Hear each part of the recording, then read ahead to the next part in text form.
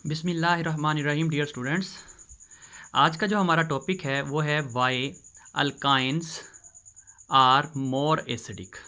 Alkynes more acidic क्यों है? ये एक कंपैरिजन में मैंने अल्कीन भी लिखा है कि ये मोर एसिडिक अल्काइन क्यों है। अल्काइन कौन से होते हैं जी? जिनमें ट्रिपल बॉन्ड होता है और हम कहते हैं ये मोर एसिडिक हैं। तो एसिडिक कौन सा होता है? कि एसिडिक वो चीज़ होती है जो अपना प्रोटॉन दे दे इजीली, जो अपना H+ इजीली लिबरेट कर दे, वो मोर एसिडिक होता है। तो इसको देखने के लिए हमें सबसे पहले हाइब्रिडाइजेशन देखनी पड़ेगी, इस कार्बन की भी और इस कार्बन की भी।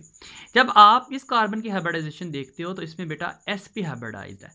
ये आपको कैसे पता चलता है कि हाइब्रिडाइजेशन कौन सी है? एक तो आपने वैसे ही जानते हैं कि सिंगल बॉन्ड में आप कहते हैं कि sp3 हाइब्रिडाइजेशन होती है, आप कहते हैं डबल बॉन्ड में sp2 होती है और आप कहते हैं ट्रिपल बॉन्ड में sp होती है। लेकिन आप ये भी आसानी के लिए याद रखें कि आप सिग्मा बॉन्ड गिन लिया करें कि इस कार्बन के पास दो सिग्मा है, एक ये सिग्मा बॉन्ड है और एक ये सिग्मा बॉन्ड है।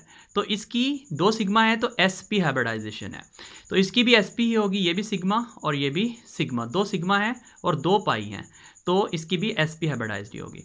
यानी ये sp हाइब्रिडाइज्ड है। तो बेटा जब sp हाइब्रिडाइज्ड है तो इसके अंदर S की करैक्टर भी 50% है और P की करैक्टर भी 50% है, यानी S भी 50 और P भी 50% है। तो S करैक्टर 50% है, यानी S करैक्टर जितना बेटा ज़्यादा होता है तो आप जानते हैं S ऑर्बिटल न्यूक्लियस के बहुत करीब होता है।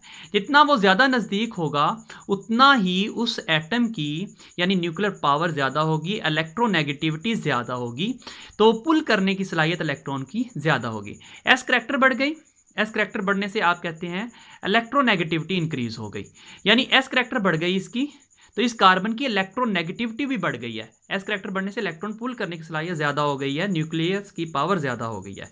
तो आप कहते हैं कि एस करैक्टर बढ़ी, इलेक्ट्रोनेगेटिविटी बढ़ गई। तो इलेक्ट्रोनेगेटिविटी बढ़ेगी तो जाहिर बात है ये इलेक्ट्रॉन को अपनी तरफ ईजीली क्या कर लेगा?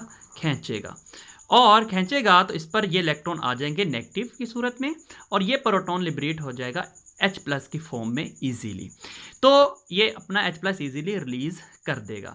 तो इसे कहते हैं एसिटाइल आयन। तो ये एसिटाइल आयन है।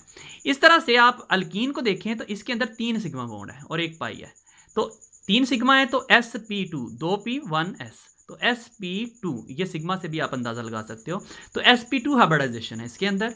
अगर sp2 हाइब्रिडाइजेशन है तो s निकाल लें sp2 में से, तो ये s जो है sp2 में से 33% बनता है, बकाया p2 होगा, तो 33% s की करैक्टर है, यानी उतनी ज़्यादा करैक्टर, इतनी ज़्यादा इलेक्ट्रोनेगेटिविटी इस कार्बन की नहीं है, इसलिए ये अपना प्रोटॉन लिबरेट नहीं करता अल्कीन।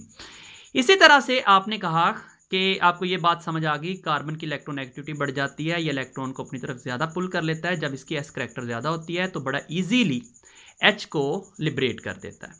इसी तरह से एक और छोटी सी बात एक्सप्लेन करना चाहूँगा कि ये किस तरह से एसिडिक है, तो हम जांचने के लिए एक सोडियम मेटल के साथ इसका रिएक्शन करवाएंगे, इस जो है अल्काइन का, टर्मिनल अल्काइन, इसे कहते हैं टर्मिनल, एक साइड वाली प्रोटॉन, ये सिर्फ एक प्रोटॉन साइड वाली ही लिबरेट करता है। अब ये भी अल्काइन है आपके पास, इसके पास साइड वाली प्रोटॉन ही नहीं है, ना इसके पास लग सकती है ना इसके पास H लग सकता है, तो ये टर्मिनल अल्काइन नहीं है, तो ये ना ही H+ है।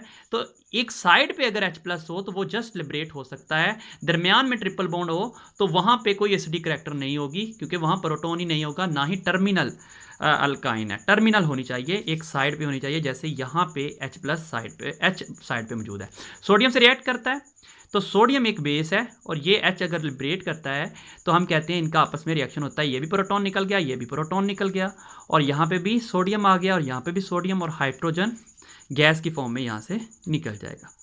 तो हम कहते हैं कि ये कौन सा है? एसिड बेस रिएक्शन, इसको हम एसिड बेस रिएक्शन के नाम से भी पुकारते हैं।